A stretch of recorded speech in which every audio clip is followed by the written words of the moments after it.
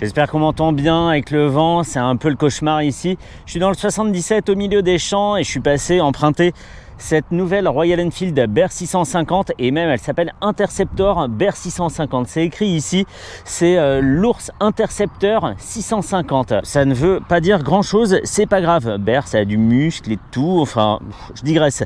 Cette moto je l'ai empruntée chez les Vieux Boulons à Vivien, merci beaucoup à lui et on va y aller pour la fiche technique. À l'avant on a une jante en 19 pouces avec un pneu en 100 de large. La marque c'est MRF et le modèle c'est un Nilorex F. On a un disque de 320 mm avec un étrier 2 pistons. On a 13,7 litres d'essence pour alimenter un bicylindre qui allait à 270 degrés, qui développe 47,4 chevaux à 7150 tours minute et qui dispose de 5,7 mètres-kg de couple à 5150 tours minute. On a une boîte 6, une selle à 830 mm de haut et un ensemble qui pèse 214 kg sur la balance. À l'arrière, une jante en 17 pouces avec un pneu en 140 de large, un disque de 270 mm et un étrier 2 pistons pour une facture qui s'élève à 7640 €. On y va tout de suite. Je suis vraiment impatient de l'essayer. Elle a l'air bien musclée cette machine. Normal, elle porte le nom d'un ours, donc c'est normal, non? Allez, on y va vite fait. La position de conduite. On est assez haut et il y a un petit souci d'ergonomie dont on va parler quasiment tout de suite. Ouais, donc le petit souci avant d'oublier qu'on voit plus le côté droit, c'est le bombé de ce carter ici là, qui empêche un petit peu de bien trouver la pédale. On a globalement des commandes au pied qui sont assez larges. Et pareil pour le sélecteur, à cause d'un carter plus ou moins symétrique. Et on a du coup des commandes qu'il faut aller chercher assez loin. Quand j'ai conduit la moto pour l'amener ici, là, une petite minute, et ben j'ai eu du mal à trouver les commandes. Allez, les commodos par contre sont restés les mêmes. Donc ça c'est facile, c'est du Royal Enfield, je me mets debout, on est sur un petit chemin défoncé et ça me donne une excuse pour tester cette position. Ça se passe bien, on est bien. Allez, on a le droit de franchir cette ligne, il y avait une coupure dans la ligne. Sous les yeux, et ça m'a surpris, on retrouve le gros TFT rond magnifique de la nouvelle Himalayan. Et là j'ai du mal, punaise, mon pied est mal posé sur la pédale de frein. Allez, on va essayer de bosser un petit peu ça. Et ce TFT il a été entouré avec un cerclage chromé. Il est magnifique, je me répète, mais c'est le qualificatif qui lui va le mieux. On a un indicateur de rapport engagé tout au centre, à droite une vitesse, autour une jauge à essence en 4 segments et encore autour un compte-tours dont la zone rouge commence au-delà de 8500 tours et c'est pas très intéressant pour cette machine. On va conduire surtout pour le plaisir. Allez, les Nilorex, qu'est-ce qu'ils disent? On est assez haut sur la bête, 830 mm, ça peut vouloir dire tout et n'importe quoi. Ici, comme on a une machine qui s'écrase pas trop quand elle est débéquillée, et ben on reste à 830 mm et c'est assez surprenant. Pour les grands gabarits, ça sera bien. Moi, avec mon 1m73, je touche quand même de 2 bonnes pointes par terre. Donc c'est pas trop gênant, mais ça peut surprendre. Une selle dans laquelle on trouve naturellement sa place, elle est assez molle pour s'enfoncer dedans. C'est une maigre consolation, mais c'est déjà pas mal. On n'a pas une selle ferme comme sur la GB 350S, donc c'est bien, faut en profiter. C'est pas quelque chose qui est toujours acquis, le confort à bord des machines. C'est bien de le rappeler. On a les bras très écartés sur la moto, c'est cool pour la maîtrise. On peut comme ça l'emmener partout où on veut, c'est bien. On a un grand bras de levier, la position est assez virile, on a les coups de sortie, on est un peu en avant, c'est musclé, mais c'est sympa, ça va avec le reste de la moto. On est bien, et 214 kg se sentent pas, on a très peu de poids en haut, le réservoir est pas énorme, on n'a même pas 14 litres d'essence, donc on a une machine qui s'emmène vraiment facilement et dont on paye pas le poids. Le poids sera principalement le moteur et toute la fonte qu'on a en bas. J'ai réussi à trouver la pédale de frein, c'est très bien. J'ai même trouvé le sélecteur après. Parce que là, depuis tout à l'heure, j'ai tendance à appuyer sur la branche du sélecteur et de la pédale de frein et pas sur leur extrémité justement.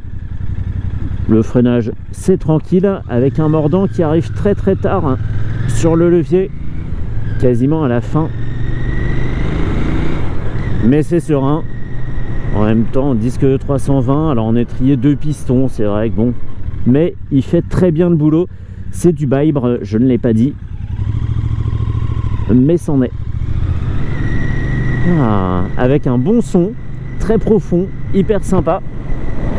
Et des bonnes vibrations qui sont très justement dosées pour pas être saoulantes. Mais pour participer efficacement à l'ambiance à bord. Allez, on va pousser, 5000 tours, c'est cool. Punaise.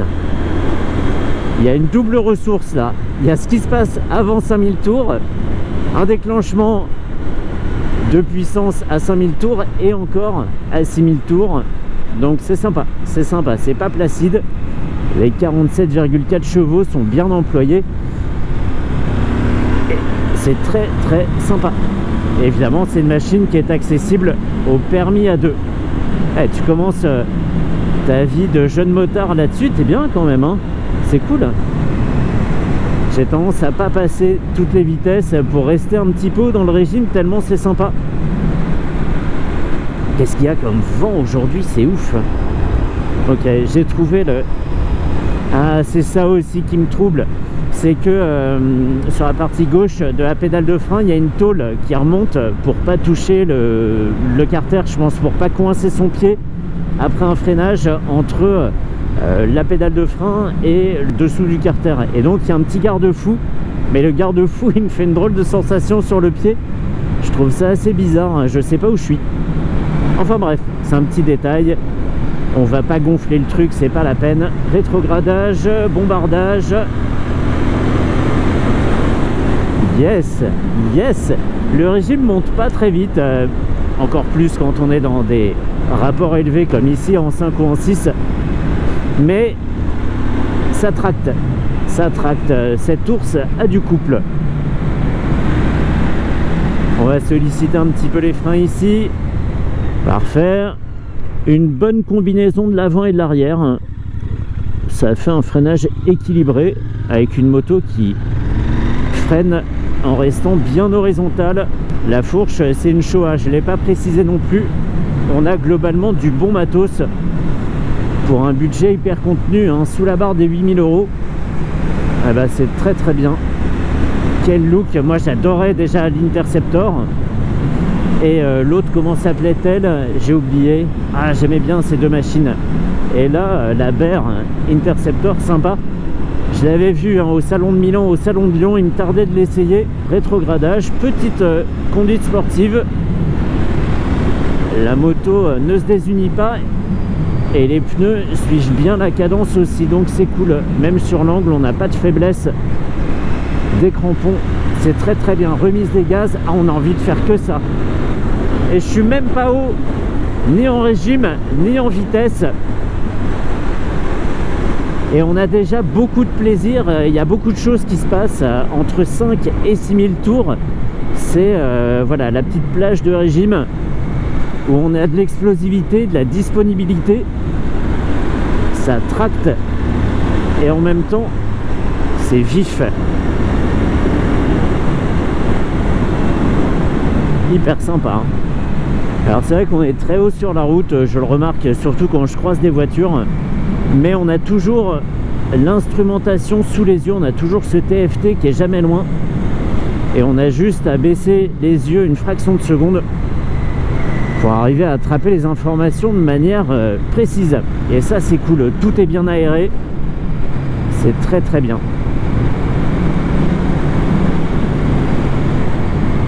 Allez, un petit peu de frein arrière. Le disque est gros, c'est fait pour ça. Ah, j'aime beaucoup, hein. Wow. Yes. C'est trop drôle. C'est trop drôle parce qu'on retrouve le caractère de l'Interceptor, justement, avec du couple, voilà, une machine qui vit bien. J'aime beaucoup ce genre de mécanique. et en même temps, si on veut sortir un peu sur les chemins, bah, c'est chouette aussi, on peut le faire. Les gommes sont faites pour ça, on a suffisamment de garde-sol et on peut comme ça aller se promener. Punaise, j'aurais pu, il y avait un passage à droite là. Je vais pas le faire, je le sens pas, la moto est neuve et il y en a besoin à la boutique, donc je vais pas le faire.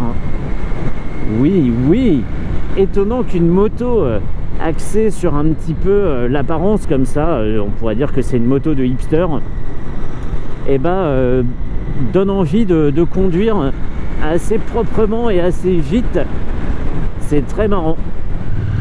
On va essayer d'essorer un petit peu plus la poignée. Ouh, punaise.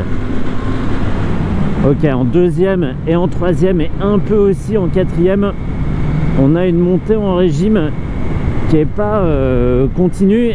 Arrivé justement à 5000 tours, on a une machine qui se libère complètement. Et là, la montée en régime devient beaucoup plus rapide. On atteint vite 6000 tours, 7000 tours et plus. C'est étonnant.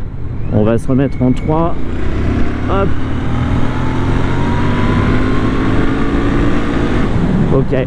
Quand on approche de 7000, la puissance s'évanouit. Il faudra plutôt passer un rapport et continuer à essorer la poignée pour en tirer quelque chose. Ça devient assez calme au-delà de 7000.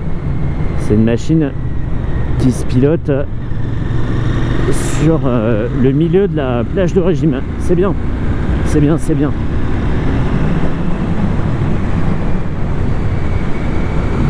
Allez, on sort pas de l'autre côté, nickel.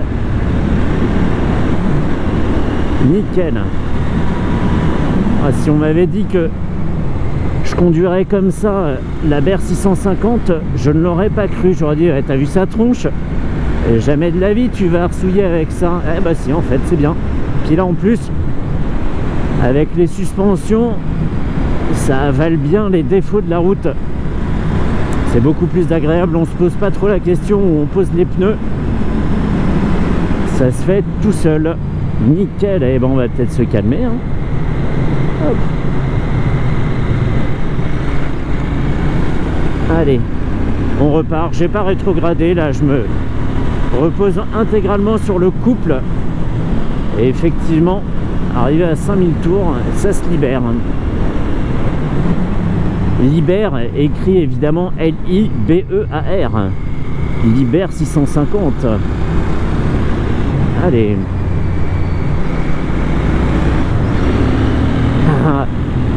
Trop envie d'arsouiller et à des vitesses qui restent tout à fait raisonnables.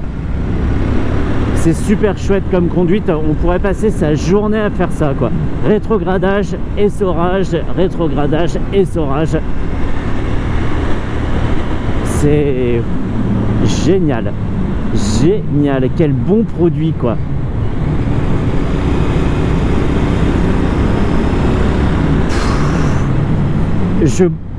Je parle un petit peu moins que d'habitude parce que je profite de chaque sensation distillée par la machine, de toutes les informations qui remontent à la fois du moteur, de la fourche, de la suspension, etc. De tout cet ensemble qui vit.